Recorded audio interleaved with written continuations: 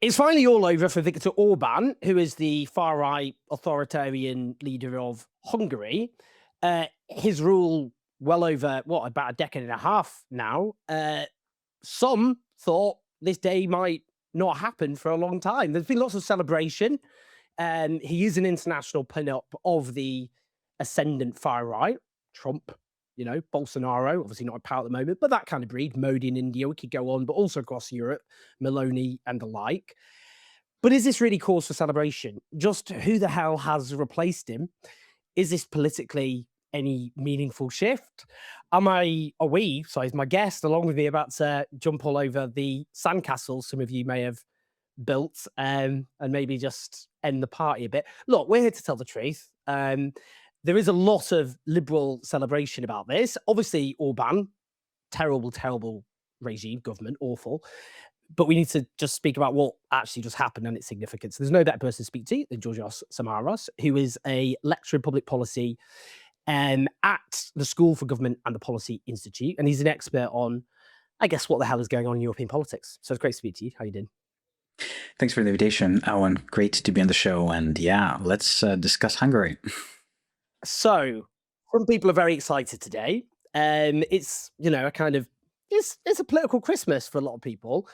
I've been to Hungary. I've interviewed dissidents there. It's a awful, awful, obviously Orban regime. Before we talk about who has just replaced him, could you just spell out the Orban illiberal democracy as he describes it? What kind of regime has Viktor Orban built?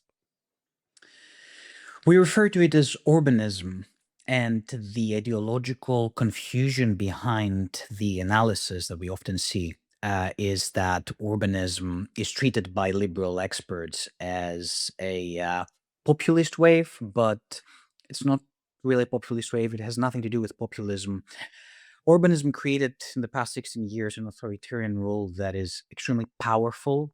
He managed to, with the EU support, of course, that he received, to gain as many emergency powers as he needed, especially during the pandemic, to create this anti democratic liberal layer that resulted in increased control of the media, of institutions, of the judiciary.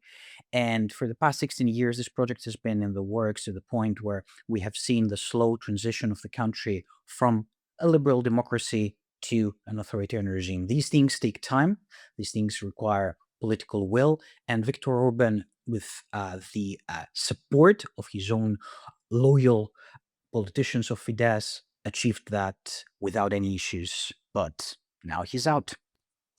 But it's just worth spelling out as well that this regime wasn't constructed by firing squads, by mass arrests and incarceration. It was done by hollowing out the substance of democracy. And I mean, you mentioned the media there, for example. It wasn't a case of the government just, well, I don't know, locked up opposition editors. What they did is pro Orban business people bought up media outlets in a way that you can see Donald Trump trying to do in well, he is doing in the United States. Yeah, it doesn't require a fire squad. It doesn't require to have a military takeover of a nation. These things happen slowly, and one nation state can emerge through legal pathways that any liberal democracies enable. So the win, yesterday's victory, it's also very important to point out that was achieved because the person who emerged as the winner, as the new prime minister, happens to be a former Fidesz member who is well known in those conservative circles, and as a loyalist, former loyalist, understood pretty well what it takes to beat Orban. So yeah, it's not really a regime that is changing. It's still an authoritarian regime, but it all happened in 60 years without the use of military force. Absolutely. And just so everyone's clear, Fidesz is the ruling party. It started off in the Liberal International. It was supposedly a centre-right party, which radicalized in power, and obviously set up in practice a far-right regime. I mean, just before talking about what's the replacement, I mean, because, for example, even though, he wasn't mass incarceration, but they did do things like introduce laws to try and censor the media, for example. I mean, the state television is just rigged in favor of the regime. But also, they tried to do a law about foreign funding, which was obviously aimed at crushing dissent, targeting NGOs, and the electoral law was drawn up in a way that made defeating Fidesz difficult. He managed something remarkable to destroy the opposition, to get rid of institutions, to control the media. He went after universities. Academic institutions have faced intense pressure from Fidesz and Viktor Orban. LGBTQ rights, migration rights, all these gone. Hungary Mm. has authoritarianism, absolutely. And it happened without the use of force. That's the key element here. But all of these, I would argue, achievements of Viktor Orban are quite remarkable in 16 years because he has managed to turn a liberal democracy, I would say a Mm. flawed liberal, into a one-party state. So tell us now about Peter Magyar. So Peter Magyar is former Fidesz. He was a member of the ruling party, and indeed was in the prime minister's office. And was an official basically in the government. Yeah, so the first thing that I would say is that Hungary has achieved something real yesterday. Peter Magyar achieved a remarkable result, a parliamentary supermajority after 16 years of Orban rule. It's a political shock, and it also breaks this aura of inevitability that Orban had built around himself, that he's going to be defeated. But relief here should not be confused with resolution because, yes, Orban lost office, but Orbanism as a political project, formation, did not vanish overnight. This is very important. And a lot of liberal commentary, starts to collapse here because it treats regime turnover as if it were democratization. I absolutely hate that term in academic analysis because there's this assumption that once a strongman loses, democracy somehow springs back into place by force of electoral arithmetic, which is wrong. And discussing, of course, Peter Magyar's ideology, his manifesto appears to be pro-EU, indeed. He has focused on anti-corruption and more market-friendly policy, but it also limits state intervention in markets. It maintains lots of Orban-era family benefits and pension arrangements. He has promised also to suspend permits for workers from outside the EU. He's against migration quotas, which is very similar to what Orban has been doing all these years, and rejects relocation of migrants. All of these things are part of this conservative realm that has been emerging as a challenge to Orban, but it is born out of Fidesz. These voters that voted for Tisa and Peter Magyar, they oppose EU migrant quotas. They oppose certain liberal policies that would keep the system that Viktor Orban has established intact. So we need to remember that there are insignificant differences between those two, apart from the focus on the EU and also the market policy that Viktor opposes. I mean, it's really striking because Orban obviously positioned himself on, for example, in terms of opposition to immigration in a way that much of the international far right specifically lauded, posing immigration as an existential threat to so-called Western civilization, which he would describe as such.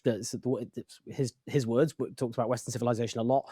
But his replacement is actually to the right on the issue. He's more right-wing on immigration than Orban. Yeah, I push back firmly on the idea that Magyar represents a progressive break, which some people see amplifying as a narrative. And Reuters, for example, describes TISA as a center-right political party, which is false. The same thing applies to AP, The Guardian as well. Magyar has spent most of his professional life moving comfortably inside Orban's system. He has been a Fidesz member since 2002. He has held senior posts in state institutions and moved within, those government elites. His ties to Fidesz were deep, very, very deep. So with that being said, he's an insider rupture, not an outsider one. So I would argue that everyone who's listening right now, watching, one way to read this result is as a crisis of regime reproduction. It's not a democratic breakthrough here. Orban was beaten by came out of the governing bloc itself. If we were going to be trying to be optimistic, and I mean, look, a lot of the Hungarian opposition stood down for this party. That includes, for example, the Hungarian Socialist Party, who formed governments until the 2000s. They were replaced by Fidesz. Um, but I mean, I guess the optimistic reading would be, well, maybe this will provide an opening. Maybe he will dismantle, the fact that most of the media is pro Orban and, the kind of what's happened with the judiciary and the kind of policies which monster dissidents. He'll be a right wing anti migrant administration, but maybe. I mean, you've already kind of pushed against us, I know, but he'll get rid of that authoritarianism. That will provide space that doesn't currently exist for a more progressive alternative. I'm not entirely sure about that. Um, Magyar's strength came directly from the fact that he knew the machinery from within. He exposed also the electoral system because he managed to turn this anger and dissatisfaction with the government into support. And he also created this significant political force against an authoritarian system that became vulnerable. Right. Now, the most important point here is that just because he has promised to go after corruption does not mean that he is going to protect democracy and democratize the country. Um, this kind of politics may be mistaken for democratic renewal. It's just him reorganizing the right on clear managerial terms. There is this platform that is clearly anti-corruption and pro-EU. That's a fact. That But that political offer is not social transformation. He will repair the system to some extent, but without deep ideological rupture. Anti-corruption here can become a stabilizing language. It goes after theft. It goes after institutional decay. He will protect the media, whatever that means. His words, but he's not going to fundamentally reform Hungary. It's a very difficult project, and democracy doesn't just happen overnight. I mean, what a lot of people might ask, what the hell happened to the left in Hungary? I mean, an obvious response would be, well, it's a hangover from the Stalinist period, the Soviet period. A book that had a big influence on me when I was a teenager was called The Hungarian Tragedy by Peter Fryer, who was a disgruntled, well, he was in the Communist Party of Great Britain, went there as a kind of pro-Soviet guy and then saw the reality of what was happening, but actually spoke about how there was this kind of democratic socialist alternative there in Hungary. Now, I appreciate, that was decades before the collapse of the Soviet Union, the Berlin Wall. But even then, the Hungarian socialists, as I said, were in power. And I know, like most European social democratic parties, they ended up in quite a neoliberal direction. But that's very different from the sort of politics where they're kind of non existent. So I guess what the hell happened to any sort of progressive formation? That is a phenomenon that we often observe in countries where fascist regimes or fascist right wing parties that appear to be liberal emerge and destroy the opposition. We often criticize the left for not being able to achieve good electoral results, but here we have something else going on, which has been observed also in Greece, it has been observed in Italy, in Germany too. The organized electoral left is dead. There is a strong social demand for left-wing politics, but the parties that ended up, with parliamentary seats were TISA, Fidesz, and the far right. The left did not shape this post-Orban breakthrough institutionally at all. And this is why this election is so revealing, because the public anger that carried Orban out was driven by issues a left formation could have owned. Decaying public services, institutions, corruption, healthcare, education, everything. But those grievances were articulated by Petr Magyar, who managed to bring together liberal and conservative forces and some left-wing, of course, factions that voted for him. But the left no longer had the authority to represent this kind of anger, which is sad. And this is not a collapse that began yesterday. The Hungarian left has never recovered, after the post-2006 socialist crisis. And we need to look at the history to understand why the left has been weakened and so compromised. It's a very difficult political environment for left-wing ideas to emerge and succeed institutionally because of how powerful Orban has been for 16 years. And just so everyone's aware, in 2006, she got these mass protests against the Hungarian socialist government, where, for example, the prime minister there's a private recording where he said he'd lied to win the elections, for example. Anyway, which caused a mass protest movement in the country, which Fidesz obviously helped ride the wave of. I guess just a couple of other things, really. I mean, what people might ask in terms of foreign policy, how things could shift. I mean, there's the issue of Russia and Ukraine, and there's also the issue of Israel. Viktor Orban's been a very staunch ally of Benjamin Netanyahu. So, for starters, Hungary under Tisa and Petro Magyar might move away from this political alignment with Moscow, for sure, because Magyar campaigned on closer ties with the EU and NATO, classic. He also supported Ukraine's gradual EU integration and ending Hungary's reliance on Russian energy. But also, it's important to remember here that this kind of government change is not going to radically Mhm. reshape the relations with Russia, because Magyar is aiming for pragmatic relations with Moscow, and the Kremlin itself, of course, has already said that it hopes to preserve this tactical ties with the new leadership. So, and that makes sense because Russia is the strongest geographical ally. And if you want me to use a word to describe this, is more of a recalibration than a rupture. Right. When it comes to Ukraine, we will see. I think that they will be more supportive. When it comes to Zionist projects, that is a mystery. But I don't see this kind of government breaking ties with Israel. And I expect this kind of connection that Orban has achieved with Netanyahu and the current regime to continue. He will just be more diplomatic with everyone, the EU, Russia, Ukraine, and Israel. He wants to be that kind of unifying voice in Hungarian politics, and he will do everything to achieve this kind of result by pleasing everyone and being that diplomatic figure. Just finally, then, I mean, in terms of the international radical right, far right, whatever you want to call it, he has been an icon of that regime. Oh, sorry, of that faction. Very, very close links to Western commentators who some of whom have been receiving paychecks from Hungarian institutions. Um, Now, I mean, a lot of those will obviously not be happy about it because Orban was their guy.